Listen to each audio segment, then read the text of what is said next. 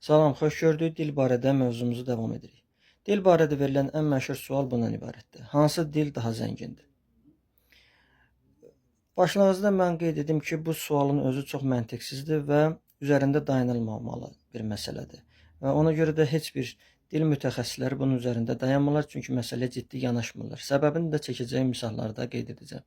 Amma hər halda sual verilibsə bu cavabsız qalmamalıdır və bu sualı biz iki dəstə insana verə bilərik. Bir, ana dilindən başqa heç bir dil bilməyən insanlara ki, bunların cavabı təbii ki, öz ana dili olacaq, çünki başqa heç bir dil bilmir.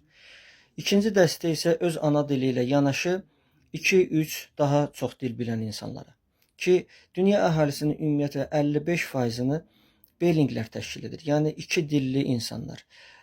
Yəni burada da əhalinin 60-70 və daha çoxu həmən iki dilə sahib olan insanlar, yəni Beylinqlər hesab olunur. Və təəssüflər olsun ki, biz özümüzü, yəni Azərbaycanlıları bu dəstəyə aid edə bilmərik, çünki əhalinin 70%-i elə bir dil yoxdur ki, olsun rus dili, olsun ərəb dili, olsun ingilis dili, o dildə ana dili kimi danışa bilsin. Bu məsələnin bir tərəfi. Və hansı dil zəngindir suala verilibsə, biz çarəsizlikdən yenə həmən dili başqa bir dil ilə, yəni o da bizim təbii ki bildiyimiz dil olmalıdır, müqayisə etməliyik. Və biz bu müqayisəni ümumiyyətlə niyə edirik? Məsələn, bildik ki, milyondan artıq söz ehtiyatı olan ərəb dili və yaxud 70 min söz ehtiyatı olan ingilis dili və yaxud başqa bir dil hansısa rus dilindən, nə bilim, Azərbaycan dilindən daha çox söz ehtiyatına malikdir. Və bu məlumat bizə nə verir? Biz bildik ki, hansısa dil daha zəngindir, biz həmən dili mütləq öyrənməliyik. Yəni bu məlumat bizə niyə lazımdır? Niyə biz bunun üzərində dayanmalıyıq? Ümumiyyətlə bu dilin həmən söz ehtiyatına sahib olması, mən elanda da qeyd etdiyim kimi, dilin insan təfəkküründən qaynaqlandığı, ona birbaşa təsir etdiyi, yəni insan psixologiyasından sıx əlaqəli olan bir faktordur.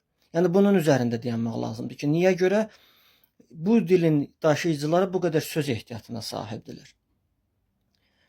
Əvvəlki açıqlamalarda mən misallar çəkmişdim. Yəni mən həmən misalların daha geniş formasına işarə etmək istəyirəm. Məsələn, insanların rənglərə olan baxışına biz nəzər salaq. Rus və Azərbaycan dilində göy rəng üçün onun bir az açıq tonu üçün mavi rəngindən mavi sözündən istifadə olunur. Göy və mavi.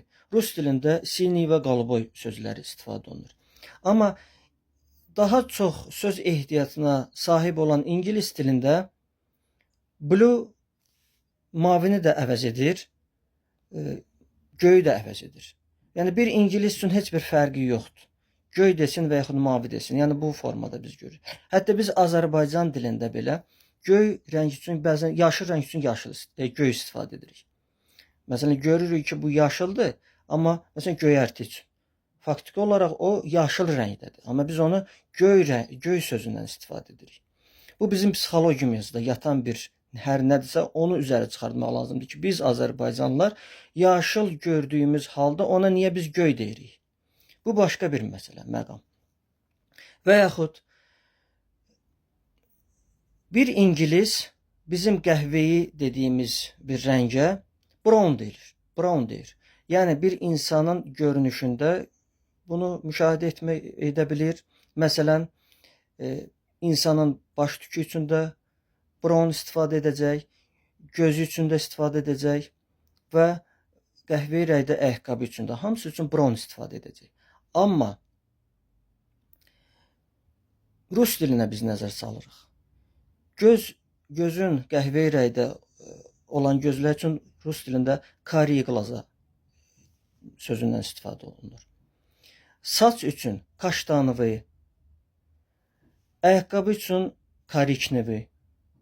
Amma gəlir burada at üçün gnedoykon sözündən istifadə olunur. Yəni cüzi ton fərqləri olmasına baxmayaraq hər biri üçün fərqli kəlmələrdən istifadə olunur. Rus dilində bir qəhvəyi üçün 4-5 kəlmə istifadə olunur, bir halda ki ingilis dilində tək bir brown kəlməsi istifadə olunur. Bu bir baxışdır, bu insanların psixologiyasından doğan bir baxışdır. və başqa bir